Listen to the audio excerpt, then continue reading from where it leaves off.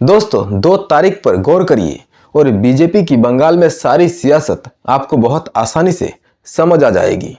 पहली तारीख नोट करें 6 दिसंबर और 6 दिसंबर को टीएमसी के निलंबित सांसद हुमायूं कबीर साहब ने बाबरी मस्जिद की बुनियाद, एक नई बाबरी मस्जिद की बुनियाद रखी मुर्शिदाबाद में। मुर्शिदाबाद के एक ब्लॉक में और पूरा माहौल बंगाल का गर्म कर दिया एक झटके में। और इसके 24 घंटे बाद यानी दूसरी तारीख नोट करिए 7 दिसंबर कल का दिन था। और कल बाबा बागेश्वर यानी 24 घंटे के भीतर बाबा बागेश्वर बंगाल कूच करते हैं और लाखों की भीड़ इकट्ठी होती है। बीजेपी का माहौल बनाया जाता है और आप कह सकते हैं कि जो माहौल हुमायूं कबीर ने गर्म किया था वो और गर्म हो जाता है। अब दोस्तों ये जो दोनों तारीख हैं, इसके जो दोनों किरदार हैं, इत्तेफाक देखिए, दिलचस्प बात देखिए कि दोनों ही बीजेपी से जुड़े हुए हैं। यानी जो बाबरी मस्जिद की बुनियाद रख रहे हैं हुमायूं कबीर, ये भी बीजेपी से जुड़े हैं, बीजेपी से चुनाव लड़ चुके हैं। और ये जो साहब हैं बाबा बागेश्वर, ये तो फिर बीजेपी के साथ खड़े ही हैं, सामने ही बीजेपी इनके साथ खड़ी है, पूरे जोश से खड़ी है। अब दोस्तों सवाल यह है कि बंगाल में अचानक माहौल गर्म क्यों किया जा रहा है, सांप्रदायिक माहौल गर्म क्यों किया जा रहा है, और जो लोग माहौल गर्म कर रहे हैं उनके सिरे कहीं ना कहीं बीजेपी के हाथ में क्यों है, ऐसा क्यों कहा जा रहा है।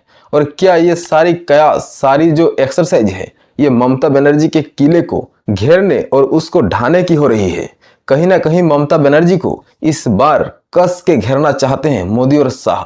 अब यहाँ पर मैं चाहूंगा कि एक फैक्ट पर और गौर कर लीजिए, और ये फैक्ट है ये कि बंगाल में भले ही जो विधानसभा है 294 की विधानसभा है, लेकिन यहाँ पर 294 सीट वाली विधानसभा में तकरीबन 110 से 125 और कुछ लोग कहते हैं कि 110 से 130 जो नया डाटा है, ये जो 110 से 130 या 135 है, ये जो सीटें हैं 110 से 135 का, ये वो सीट है जहां पर मुस्लिम मत निर्णायक हैं।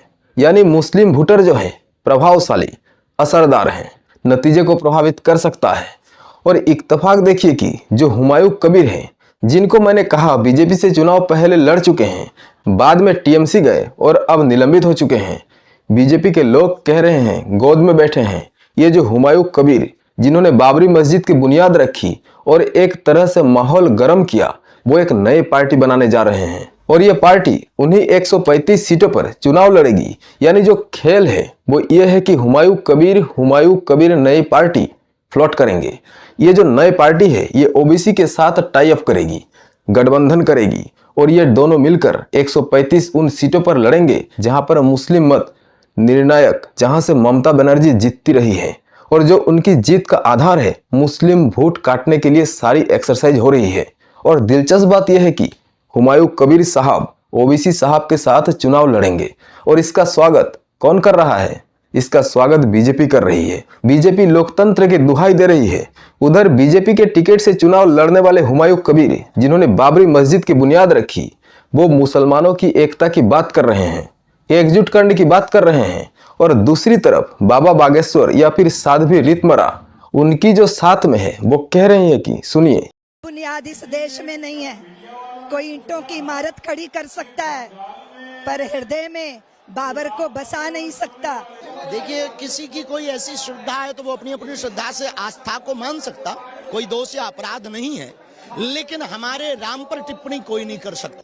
एक और चौंकाने वाली बात, पहले दिन जिस दिन बाबरी मस्जिद का उन्होंने जो है बुनियाद रखी, बाबरी मस्जिद की उसी दिन मन से ऐलान किया हुमायूं कबीर साहब ने कि भाई ये जो पूरा प्रोजेक्ट है, इसके लिए 300 करोड़ का, 50 करोड़ नहीं, 100 करोड़ नहीं, 300 करोड़ का मैंने बजट बनाया है। और उसको बाकायदा उन्होंने मन से घोषणा की।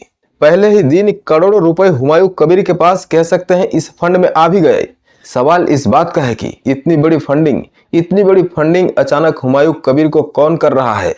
ये फंडिंग कौन कर रहा है? किसके द्वारा हो रही है? कौन उनको सपोर्ट कर रहा है? उधर बंगाल से लेकर दिल्ली तक जितने भी मुस्लिम धर्मगुरु हैं, मुस्लिम नेता हैं, वो कह रहे हैं कि भाई मस्जिद जरूर बनाइए, मस्जिद बननी चाहिए और चंदे से ही बननी चाहिए, लेकिन मस्जिद का नाम जो आप रख रहे हैं बाबरी मस्जिद, और उस पर आप सियासत कर रहे हैं, उस पर आप पार्टी फ्लॉट कर रहे हैं, उस पर आप माहौल गर्म कर रहे हैं, और इसके पीछे बीजेपी खड़ी है। ये सियासत जो है कहीं ना कहीं इबादत में दखल डाल रही है। मस्जिद इबादत के लिए, सियासत के लिए नहीं, ये धर्मगुरु कह रहे हैं, मुस्लिम नेता कह रहे हैं। आप सुन सकते हैं, कई मुस्लिम नेताओं को सुन सकते हैं, जिसमें इमरान मसूद आगे बढ़ चढ़कर कह रहे हैं कि भाई ये तो बीजेपी के एजेंट हैं, हुमायूं कबीर बीजेपी एजेंट हैं, इसका मस्जिद से क्या वास्ता, ये तो आग लगाने आया है। पूरे मुल्क के अंदर फिर नफरत के माहौल को खड़ा करने की तैयारी है। और वो जो आदमी ये काम कर रहा है वो बीजेपी का 2019 में चुनाव लड़ा था, वो बीजेपी का आदमी है। पूरे मुल्क के अंदर फिर नफरत के माहौल को खड़ा करने की तैयारी है। और वो जो आदमी ये काम कर रहा है वो बीजेपी का 2019 में चुनाव लड़ा था, वो बीजेपी का आदमी है। एक नफरत का माहौल खड़ा करेंगे पूरे मुल्क के अंदर और नफरत के माहौल के ऊपर राजनीति होगी। पश्चिम बंगाल सरकार को चाहिए बहुत सख्ती के साथ इसके अंदर एक्शन ले। मस्जिद बनाने पे कोई रोक नहीं है, लेकिन मस्जिद के नाम के ऊपर इस तरीके की राजनीति करना या मस्जिद को सियासत का अखाड़ा बनाना किसी सूरत में मुनासिब नहीं है। बड़े अफसोस की बात है कि एक बार फिर से मुल्क के माहौल को ख़राब करने की कोशिश हो रही है।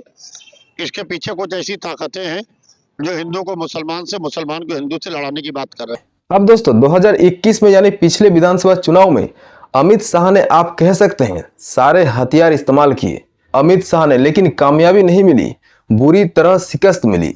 जीतने के ख्वाब देख रहे थे लेकिन ममता बनर्जी ने हरा दिया। इस बार क्या ये जो नए फार्मूले के साथ आए, हुमायूं कबीर को आगे किया, इसके बाद ओबीसी के साथ उनको पैक करा दिया। फिर 135 उन सीटों पर चुनाव लड़ने की तैयारी है जहां पर मुस्लिम वोट निर्णायक हैं, जहां से ममता बनर्जी जीतती। क्या ये जो नया डिजाइन है गुजरात लोबी का, क्या वाकई शिकस्त हो जाएगी ममता बनर्जी? क्या इसका असर नहीं होगा? आपको क्या लगता है? जरूर बताइए। नमस्कार।